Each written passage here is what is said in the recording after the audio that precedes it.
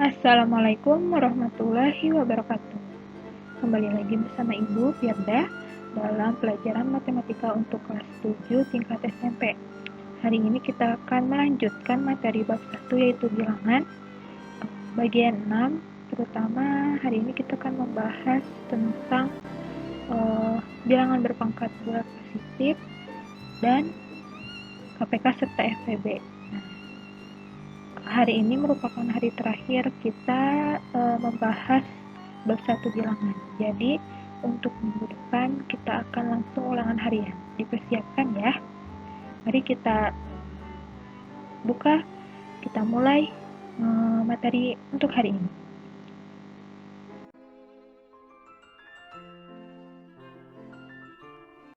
Kita harus tahu dulu tujuan dari pembelajaran hari ini. Yang pertama adalah mengenal dan menghitung bilangan berpangkat bulat positif. Lalu mampu menyatakan bilangan desimal menjadi bilangan berpangkat bulat positif, mengetahui faktor bilangan, dapat membandingkan bilangan berpangkat besar, memahami cara membilang kelipatan persekutuan terkecil atau KPK, dan faktor persekutuan terbesar atau FPB. Dapat menentukan KPK dengan faktorisasi prima, dapat menentukan KPK dengan pembagian bersusun, dapat menentukan FPB dengan faktorisasi prima, dan yang terakhir dapat menentukan FPB dengan pembagian bersusun. Mari kita mulai. Yang pertama, kita ke bilangan berpangkat bulat positif. Sebelumnya, kalian di SD sudah pernah belajar kan ya? Tentang bilangan berpangkat bulat positif tapi yang asli ya.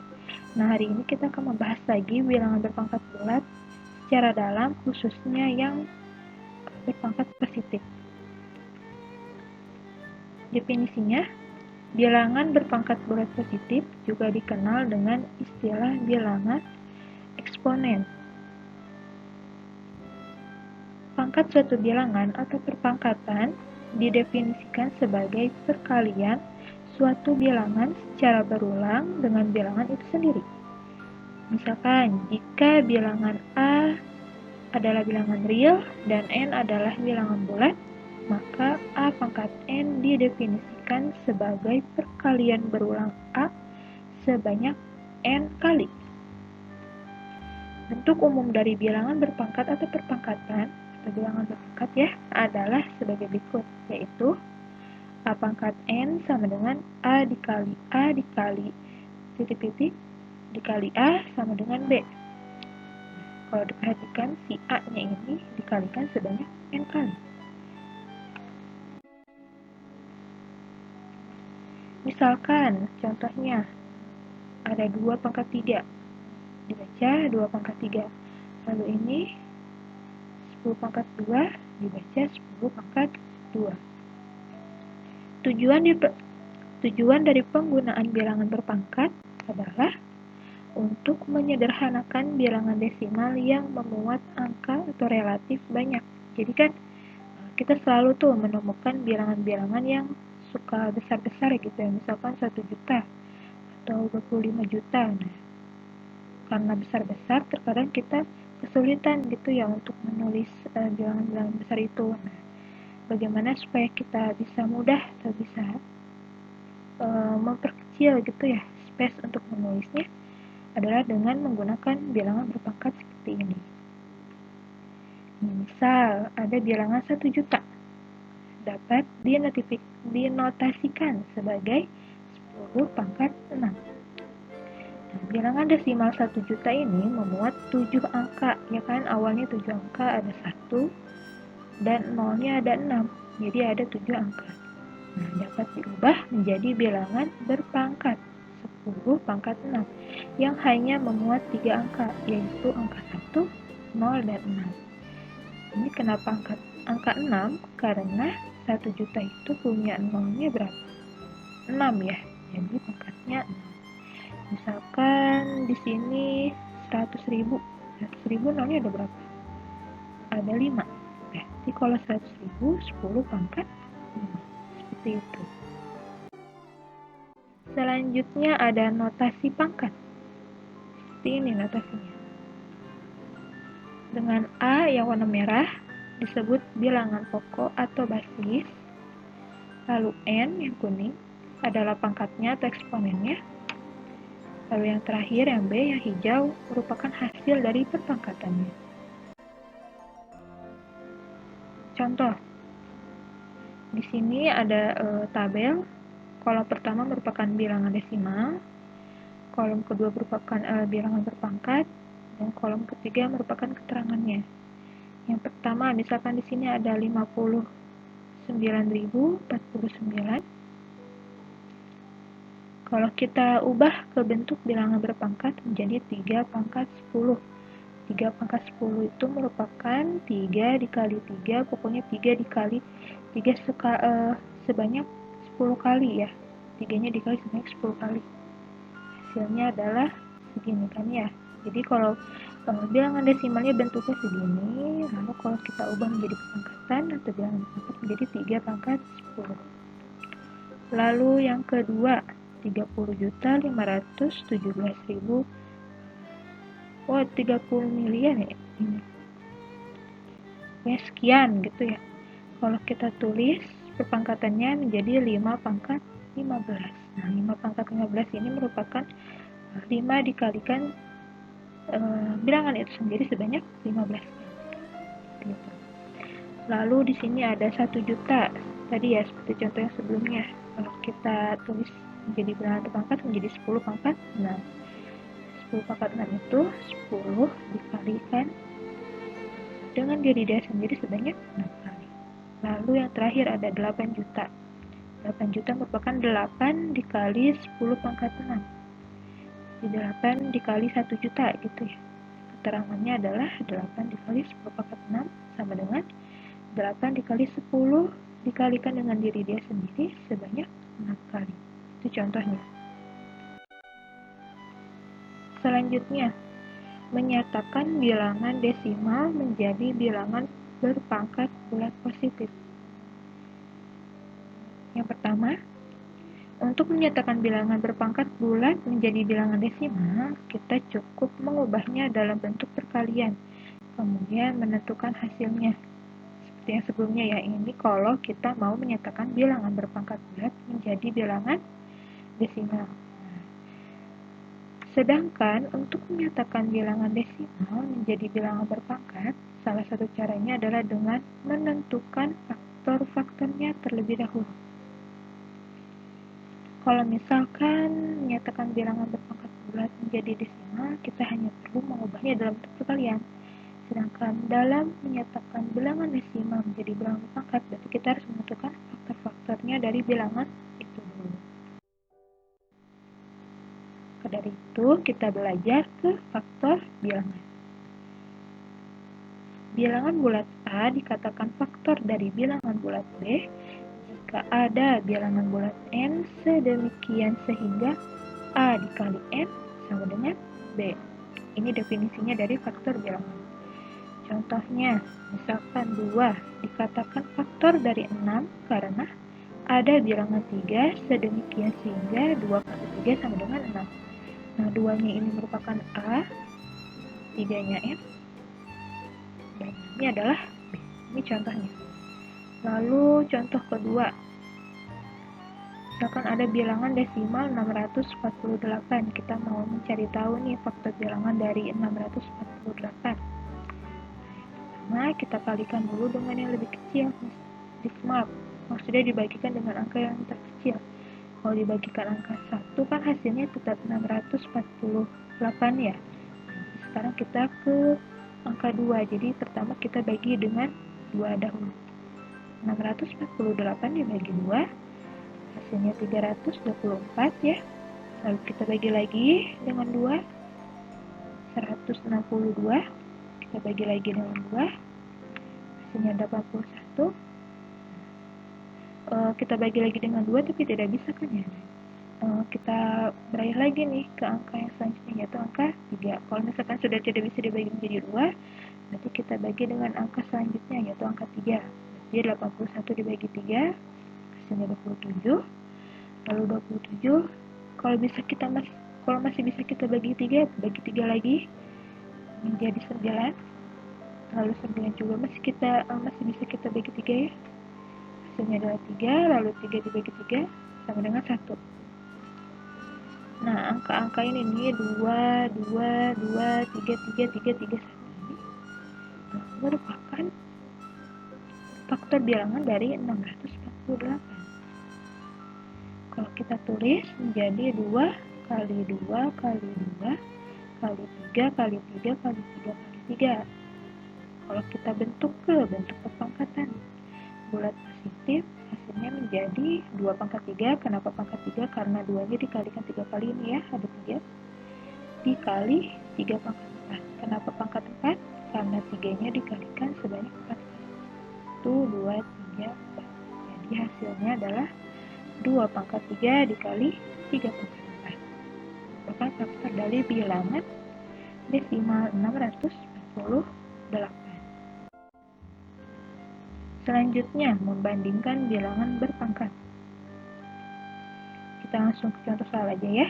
Yang pertama, antara 5 pangkat 6 dan 6 pangkat 5, manakah yang lebih besar? Kita jawab. Soal ini kita menggunakan penyelesaian yang pertama, cara yang pertama. Nah, cara yang pertama adalah dengan menguraikan bentuk perpangkatannya menjadi perkalian. Pertama kita uraikan dulu yang 5 pangkat 6. 5 pangkat 6 berarti 5 dikali 5 dikali 5 dikali 5 dikali 5 dikali 5. 5-nya dikalikan sebanyak 5 kali. Hasilnya adalah 15.625. Lalu yang 6 pangkat 5-nya kita uraikan menjadi perkalian juga. Jadi 6 kali 6 kali 6 kali 6 kali 6. 6-nya dikalikan sebanyak 5 kali sebanyak pangkatnya. Hasilnya adalah 7.776. Kalau kita perhatikan lebih besar yang 5 pangkat 6 ya. Jadi 5 pangkat 6 lebih besar dari 6 pangkat 5. Selanjutnya, soal yang kedua. Contoh soal yang kedua. Antara 100 pangkat 101 dan 101 pangkat 100, manakah yang lebih besar?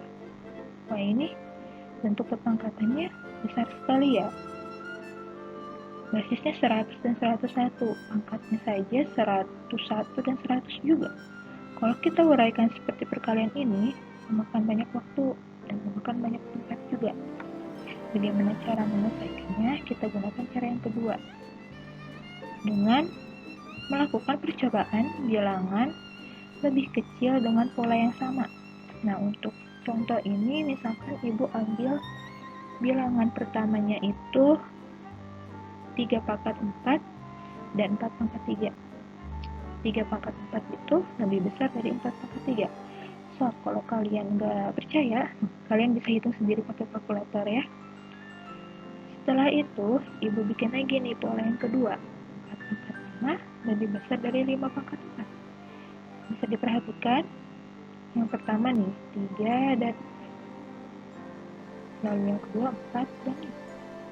Berurutan kan ya? 3, 4, 4, 5. Perhatikan pangkatnya juga. 4, 3, 5, 4. Punya pola kan ya? Kita lanjut. Yang ketiga, 5 pangkat 6 lebih besar dari 6 pangkat 5. Perhatikan lagi polanya. 3, 4, 4, 5, 5, 6.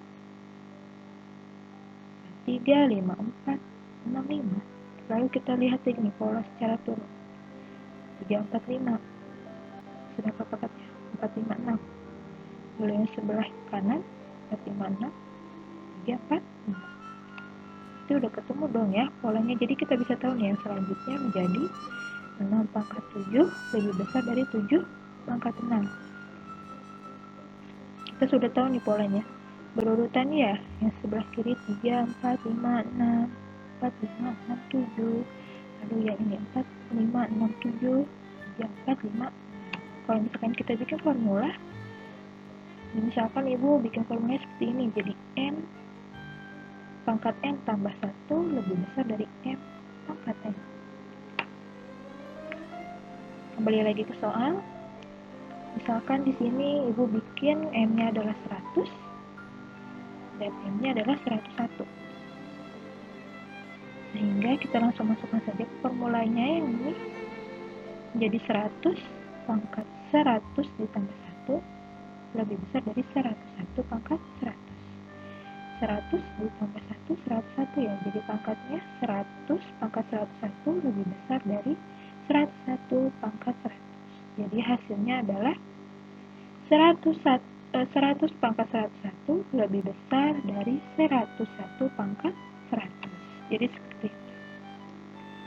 Biasanya kalau di soal ulangan atau ujian untuk tingkat SMP sih tidak serumit ini ya. Jadi ini hanya bisa kalian pelajari gitu ya.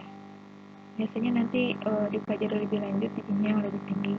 Nah, untuk kelas 7 biasanya soalnya seperti ini nih. Tidak terlalu kompleks, tidak terlalu susah. Jadi ini untuk dipelajari saja supaya tahu, supaya nggak kaget gitu. Oke, lanjut. Kita langsung beralih ke KPK dan FPB ya.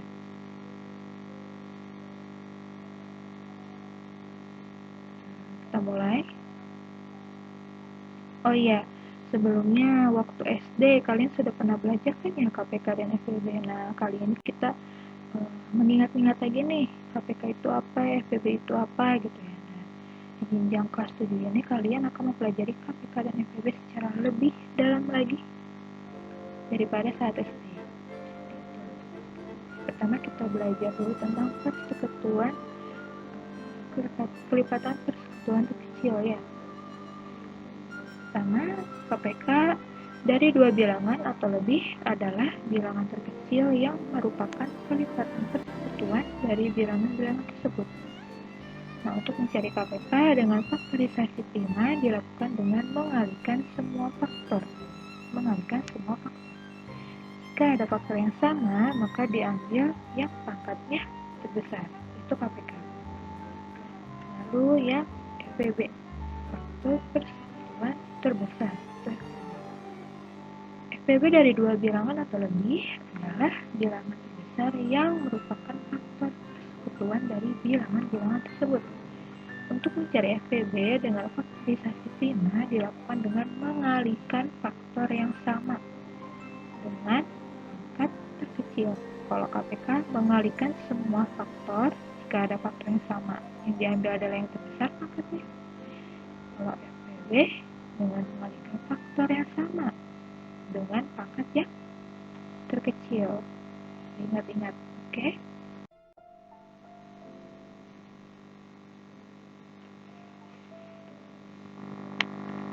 Ya, selanjutnya kita ke materi tentang menentukan KPK dengan faktorisasi prima. Kita langsung ke contoh soalnya saja.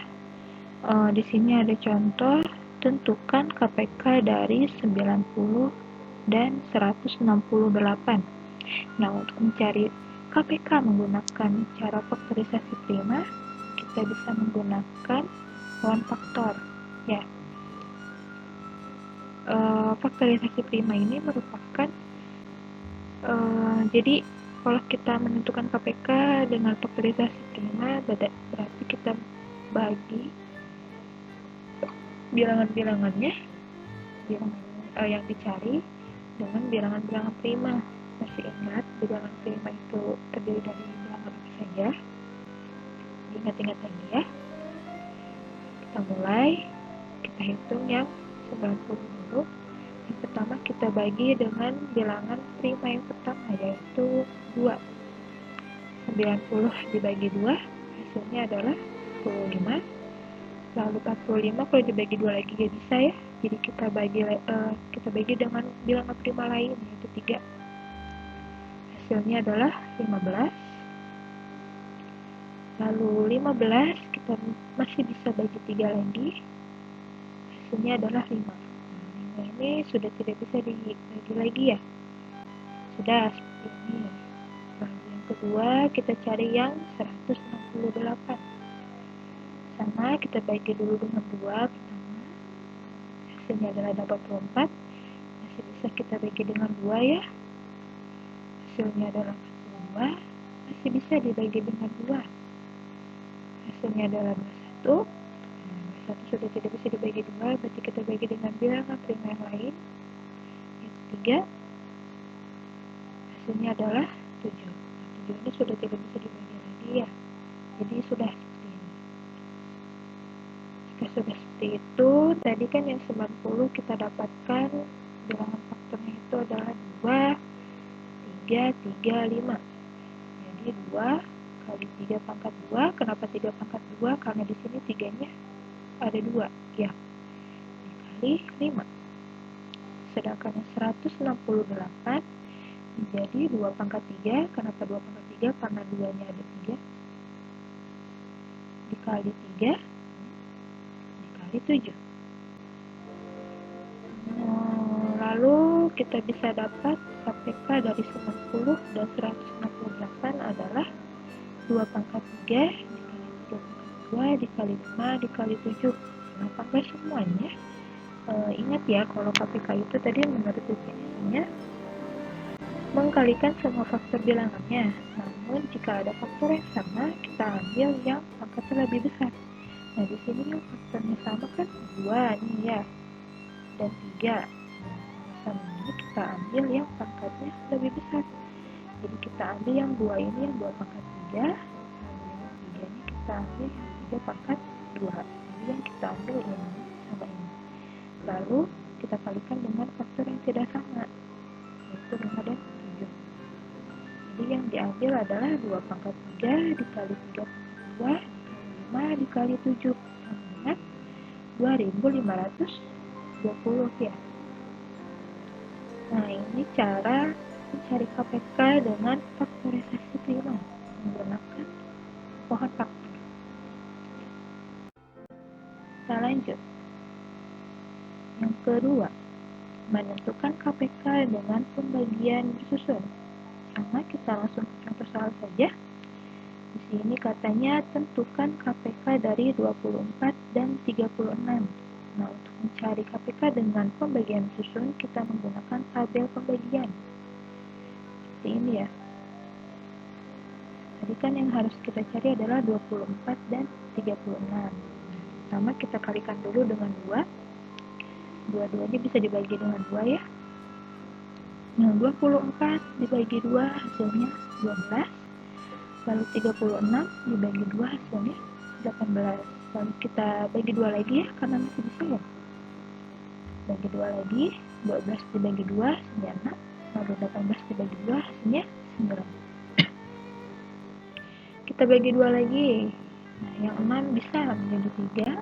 Nah, sedangkan 9 dibagi 2 nggak bisa kan ya. Jadi kita tetap tulis saja 9. 9 dan 3 sudah tidak bisa dibagi 2. Maka kita beralih ke bilangan prima yang selanjutnya, yaitu 3. Jadi kita bagi 3 sekarang. 3 bagi 3 1. Lalu 9 bagi 3 3. Ini masih bisa dibagi 3. Jadi 1 dibagi 3 nggak bisa, jadi kita biarkan saja 1. 3 bagi 3 1. Ini sudah tidak bisa dibagi lagi.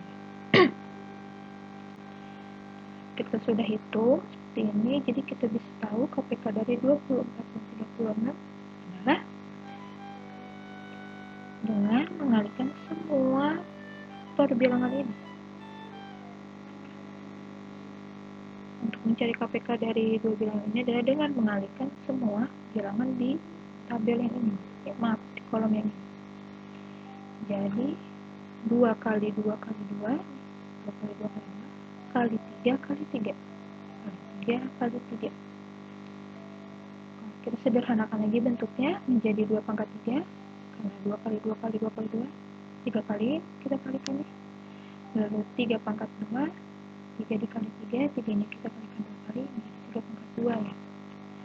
Setelah itu kita hitung, 2 pangkat 3 itu 8, lalu 3 pangkat 2 9, lalu kita kalikan 8 kali 9, hasilnya adalah 72. Jadi KPK dari 24 dan 36 adalah 72. Begitulah cara menentukan KPK dengan pembagian bersusun menggunakan tabel pembagian. Harus diingat-ingat lagi definisi dari KPK. Untuk mencari KPK itu dengan mengkalikan semua faktor. Ini itu faktor perbilangannya. Kita kalikan semuanya. Jadilah KPK dari 24 dan 35. Kita lanjut ke menentukan FPB dengan faktorisasi prima dari KPK ya. Sekarang kita beralih ke FPB. Sama, kita langsung saja ke contoh soal. Tentukan FPB dari 90 dan 168. Sama ya, soalnya yang tadi. Cuma yang tadi kan cari KPK, sekarang kita cari FPB. Sama ini juga kita pakai pohon faktor. Pertama kita cari dulu yang 90. Pertama kita bagi dulu dengan 2, hasilnya 45. Kita bagikan dengan 3, hasilnya 15. Kita bagikan dengan 3, hasilnya 5. Sudah beres gitu ya, sudah bisa dibagi lagi. Lalu kita beralih ke 168. Kita bagikan dengan 2, hasilnya 84. Bagi 2 lagi, hasilnya 42. Bagi 2 lagi, hasilnya 21. 21 sudah tidak bisa dibagi 2, kita bagi dengan 3, hasilnya adalah 7. Sudah tidak bisa dibagi lagi ya. Kalau sudah seperti ini, kita bisa langsung tahu. Jadi kan 90 faktor-faktornya adalah 2 kali 3 pangkat 2 dikali 5, sedangkan 168 2 pangkat 3 dikali 3 kali 7 ya.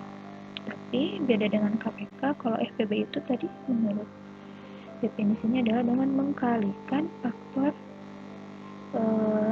yang sama dan pangkatnya paling kecil.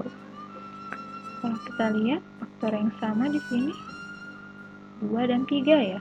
5 dan 7 nggak punya pasangannya, beda kan ya.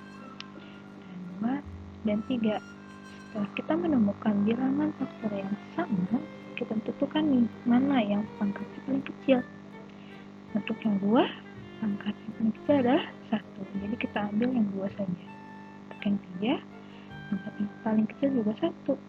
Jadi kita ambil yang 3 saja. Jadi FPB dari 90 dan 168 adalah 2 dikali 3 sama 6. Itulah cara mencari FPB dengan faktorisasi prima menggunakan pohon faktor. Kalau KPK kita sekalikan semua faktornya ya. Nah kalau FPB ini kita cari dulu yang sama,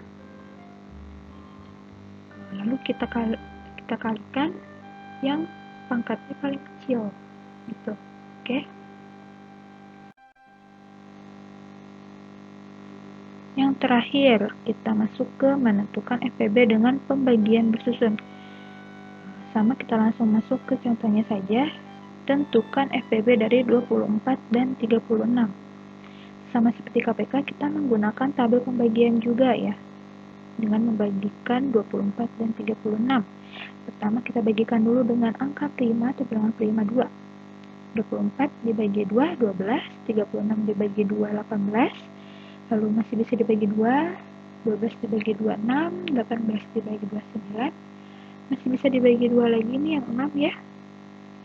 Jadi 3, nah 9 dibagi 2 tidak bisa. Jadi kita biarkan saja menjadi 9. Lalu yang ke selanjutnya, diperhatikan lagi tidak bisa ada yang dibagi 2 lagi ya. Jadi kita langsung bagi dengan bilangan 3. 3 dibagi 3, 1, lalu 9 dibagi 3, 3.